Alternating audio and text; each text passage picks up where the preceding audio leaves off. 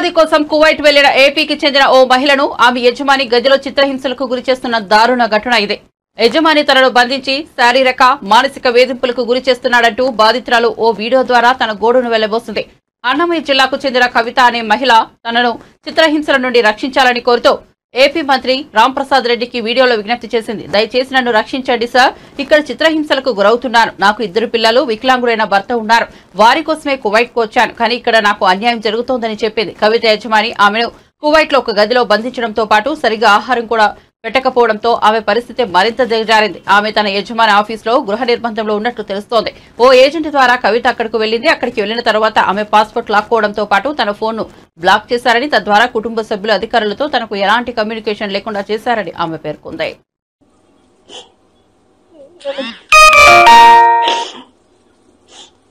నన్ను కాపాడన్న రాంప్రసాద్ రెడ్డి అన్న నన్ను తోడుకొచ్చి ఇంట్లో పెట్టి బంధించి పెట్టినట్టున్నది. నేను ఎంత కష్టపడినా కానీ నన్ను కొట్టినొస్తా అంటూ ఇప్పుడు ఏమంటా అంటూ డబ్బులు కట్టమంటా అంటూ లేదు పంపేమో నేను అమ్మేస్తాము అంటా అంటున్నా. అన్నం కానీ పెట్టలేదన్న నాకు పొద్దున్నే బయట వేసి పెట్టేసినారు నన్ను. నాకు అన్నం పెట్టలే, ఏం పెట్టలే.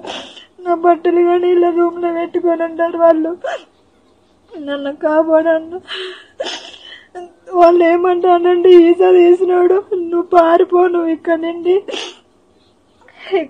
నువ్వు పారిపో అని అంటున్నాడు. అన్న నేను పారిపోవాలంట.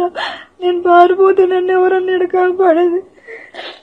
నాకన్నా బిడ్డలు ఉన్నారు, 3 ఆడబిడ్డలు. నాకు నా మొగుడు అని కావు బతికిరువు కోసం ఇక్కడికి వస్తే నాకు టార్చర్ చూపిస్తాండ్రన్నా.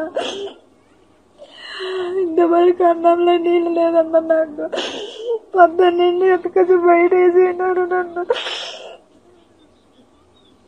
ఈసా తీసినాడు. ఫోన్ చేసేవాడు, ఏమైతే చేసుకో అంటున్నాడు.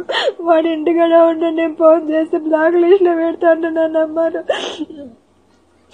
నన్ను కాపాడన్నా.